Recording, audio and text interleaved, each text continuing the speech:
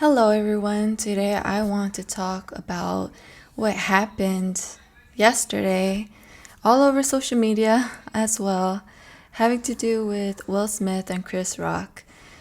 I want to use it as a talking point for us to discuss how we, as Christians specifically, respond in difficult situations where we feel that we are receiving some bullying or verbal abuse.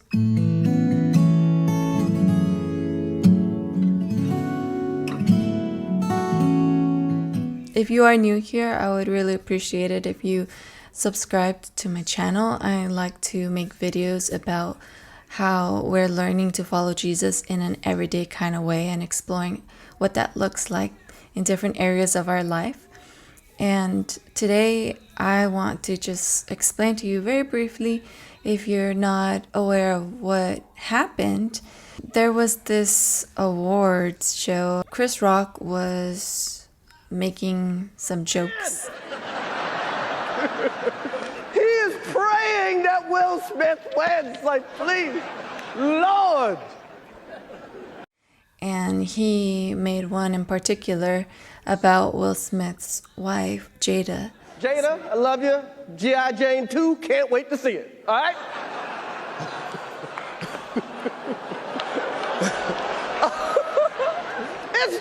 that was a nice one. Okay.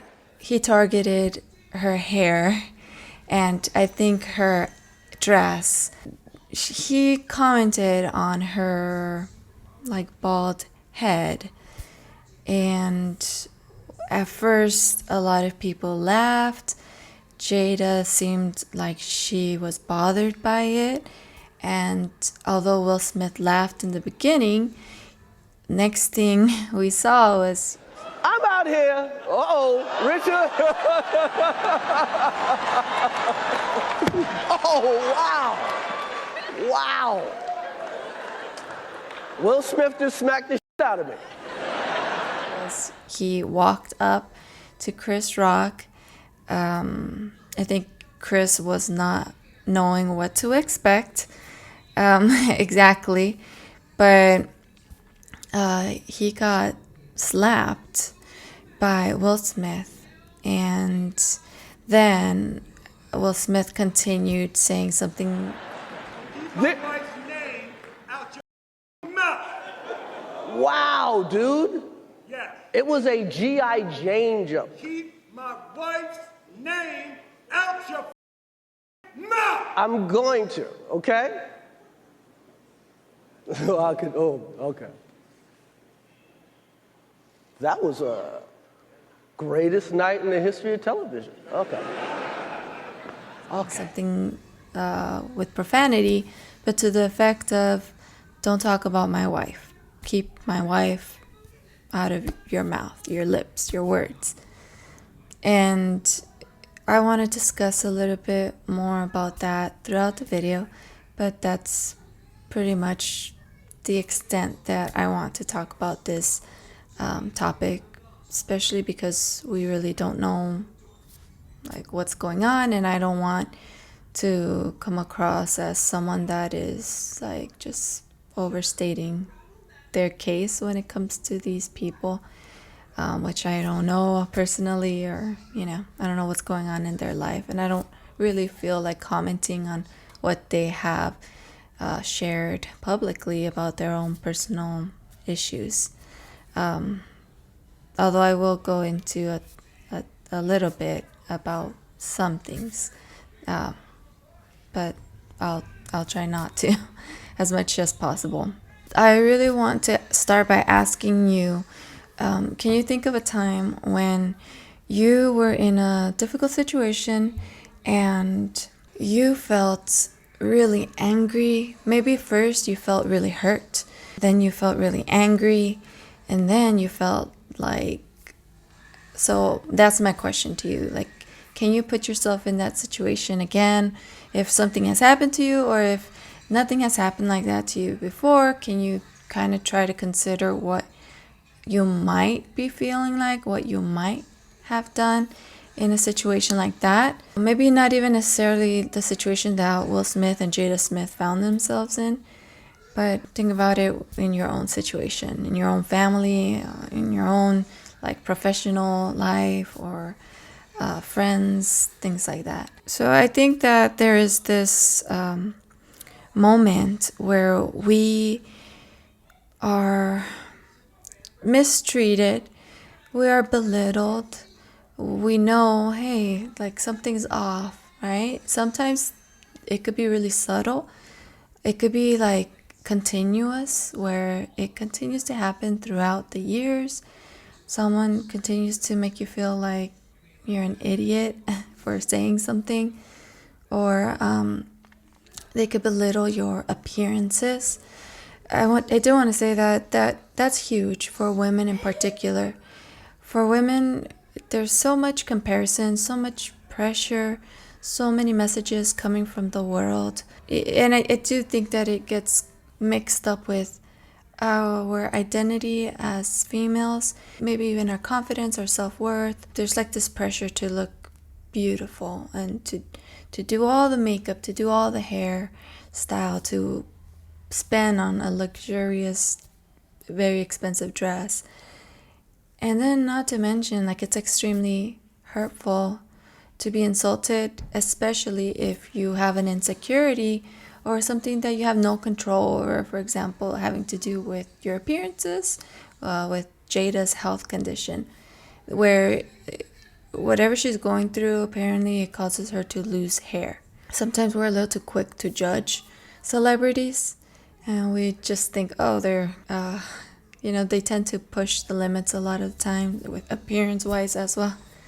So I think we could be really insensitive sometimes and forget, oh, there's, behind the camera, there's this probably really insecure person, and this person might be going through really difficult things. Maybe even as Christians, we can think, oh, what must it be like for this person to live their life in such a way that you don't have like necessarily that Jesus Christ where he impacts everything, your whole worldview, right? Your Christian worldview. All of those things we can feel compassionate about. I've been listening to some men's perspectives, husband perspectives, and it's really interesting because there seems to be this element of men feeling responsible. They feel like they have to protect, they have to fight for their wife, for the honor of their woman. It almost sounds a little territorial to me, a little possessive. So it would be interesting to like sort through that out later on.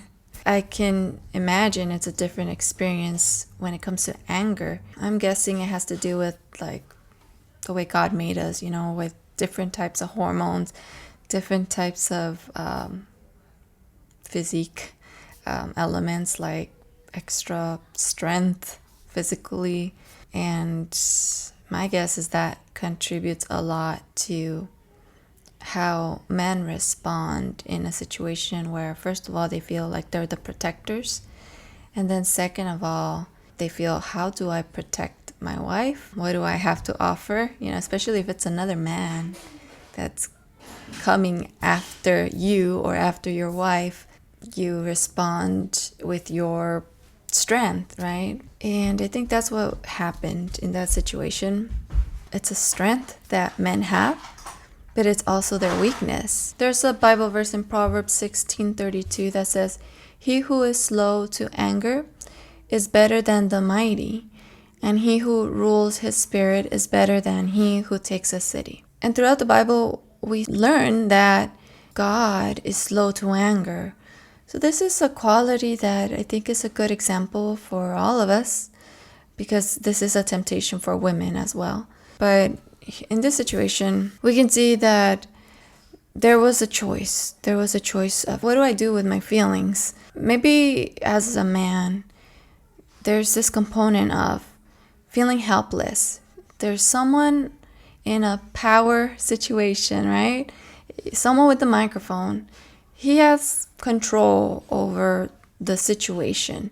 So he's over there being insensitive to his wife, and you must feel like helpless because you have to just sit through it. So maybe you're not able to handle it in a way that you might have if you were somewhere like not in that situation, somewhere more private, somewhere closer to proximity. Like, would Chris Rock actually make that comment if he wasn't up there on the stage with, so to speak, the protection of all of the crowd there? Thinking about it, like, how many people laughed at that joke? Like, people are so used to just laughing at dumb stuff, the things that make us laugh that we know we shouldn't laugh about. That must have felt really like, makes you feel powerless as a person, especially as a man. I can imagine that was hurtful, that was embarrassing, and you wanted to do something.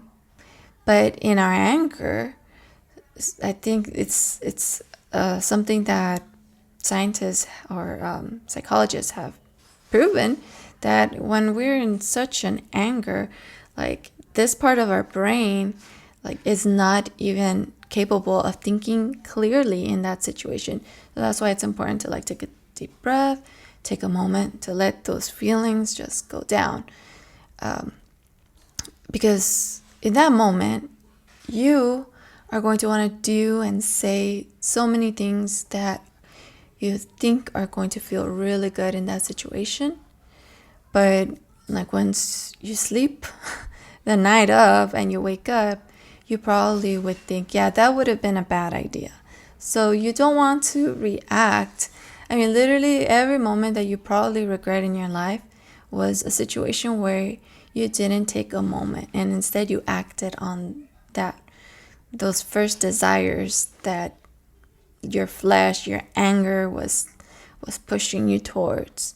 Maybe there is a component where the enemy might come and, like, suggest or, like, do this, and it's up to us to, like, at that point, if you have a Christian worldview, you think back, hey, slow to anger, Holy Spirit living inside of me, all the Bible verses that talk about, like, just having self-control and how to respond to an enemy. Pray for your enemies, so definitely respond with violence. I don't believe that's supported by scripture. The only scenario I can imagine is if Chris Rock had walked up to Jada Smith and actually like, put his hands on her. I mean, that's self-defense. At that point, it's right to defend someone that needs help. But that's not to belittle pain that comes from words, and shame, right? Those are very powerful feelings that are so destructive, and they can last for like a lifetime. There is that sense of, hey, was that joke? Sure, we can take it as it's just a joke. He was just commenting on a hairstyle, on the dress color, and maybe she said things, he said things. Maybe they joke like that in private, behind the camera moments.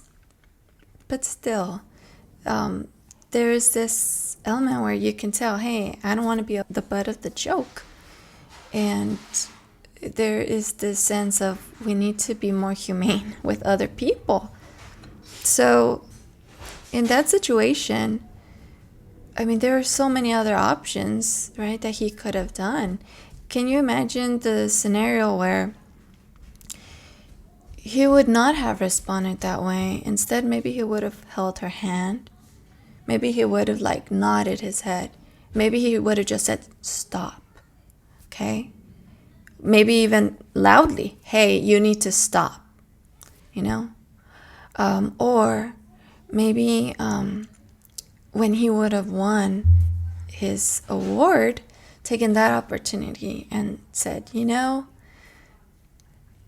whatever he wanted to say. That would have been his moment to address it. The things that he was saying, right, about how a lot of the time you just have to, like, take abuse in that industry. How different would that have been received if he would not have responded with violence? That's the thing also about making that choice to respond in a wrong way to wrong behavior. There was nothing that someone could say about Jesus wrongdoing. Okay, and there's that element in the New Testament also that we learn, hey, let your behavior be in such a way that no one can say anything bad about you, that you did something bad. So turn the other cheek. Maybe it's not so much commenting on, just be the receiver of abuse, but it's more of hey, if you don't respond to abuse in an abusive manner, then all eyes are on the abuser and you didn't become an abuser yourself, whereas that detracts from the initial abuse. So I think that's application for us as well. I can remember several times when different people have bullied me in high school, and it was really great for someone to stand up for me. I can remember other times of my life where I would have loved for someone to have stood up for me, or even myself, but there's just this blurriness in our mind that can happen. It's how do I respond? Because in the moment you're kind of shocked, what's happening? And I also think that it was another power shift moment where Will Smith kind of took advantage of the stage, right? And he knew that in his own way, Chris Rock was powerless because he had a job that he needed to get done. So he was probably going to be on his best behavior. So Will Smith could get away with slapping him. And I think it's also very revealing the way he chose to assault Chris Rock, because it's sure, you could tell this man probably angry, but maybe he's going to do something like Kanye West. Maybe he's going to take the microphone and this is going to be a great funny moment on TV. But I mean that didn't happen, and instead he got slapped. Even the way Will Smith did it, it wasn't like you gave him a warning. It wasn't hey, I'm about to hit you. Look at my fist. Or look at my hand. He just did it super quick in a way that it just kind of came out of nowhere. To me, that's how it came across. So it's this power thing happening where both people kind of feel helpless. There's this kind of sense of revenge. There's this sense of, I have control over you. I hit you. Don't do that again. Now I'm in control. I hit you to get you to stop doing that, to get you to stop talking about my wife. This is just wrong on a lot of levels. We don't control other people. We shouldn't. That's abusive. Even when they're doing wrong things, we don't turn into an abuser to stop their behavior. We have to set a good example for the people around us, especially the younger generation that are going to look up to Will Smith, and let's just throw in Chris Rock as well, and they're going to follow their example. Oh, that's what being a man is, and that's just not right. There's a better way for men to deal with their pain, their anger, their justified anger. And of course, God has the answer, right? You'll find that answer in the Bible. And you'll see that modeled through Jesus Christ. I hope that this has been helpful to anyone that might be dealing with these feelings, and maybe you have lost control or chosen, not lost. It's not poof, it just happens. I mean, maybe if people are demonly possessed, I have no clue exactly. Sometimes I do feel people that resort to severe abuse, they become murderous. Sometimes I think, there is that element, that dark element there.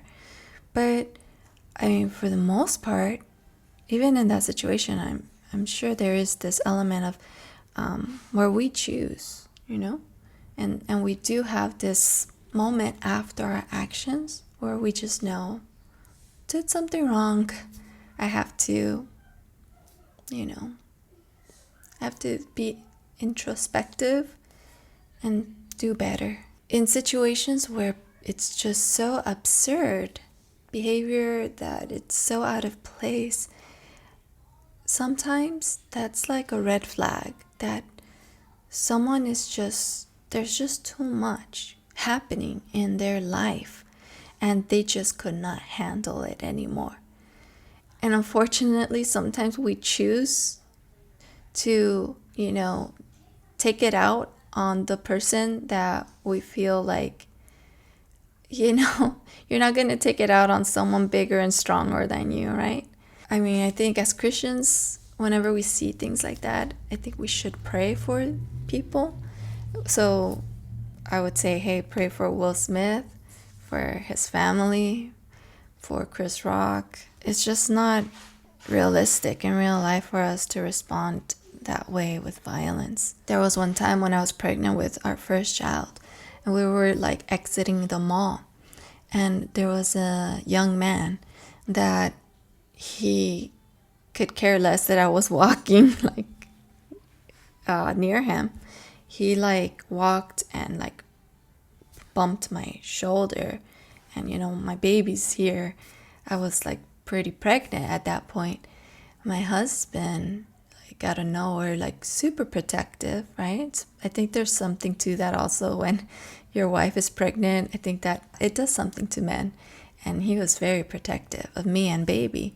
And he looked at the guy and confronted him with his his stance, his face. But in that moment, we continued to walk after that short moment. And I asked him, hey, in a situation like that, please, let's not do that because it could be dangerous.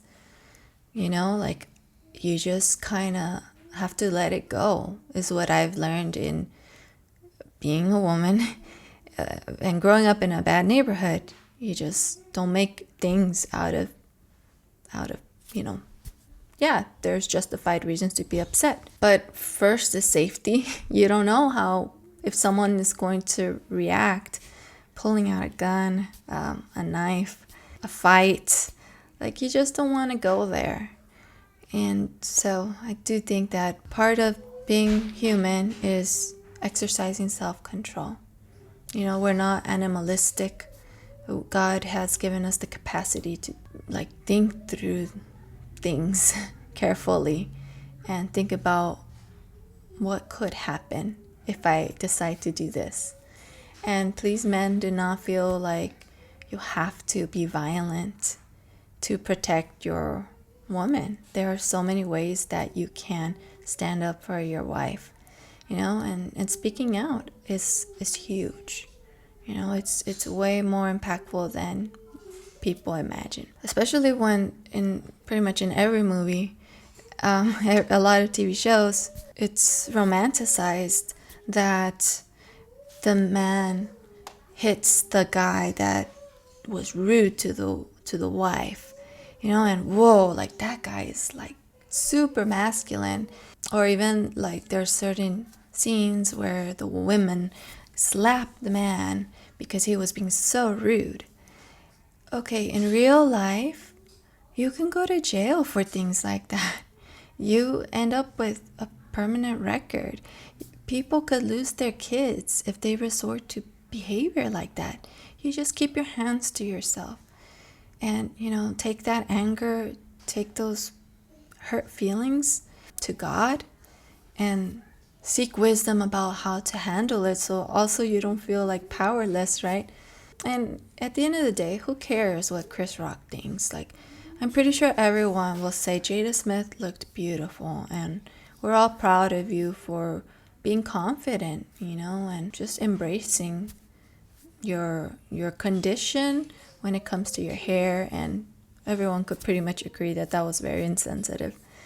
or hopefully everyone could agree on that. So I'd appreciate hearing your perspective, men, women.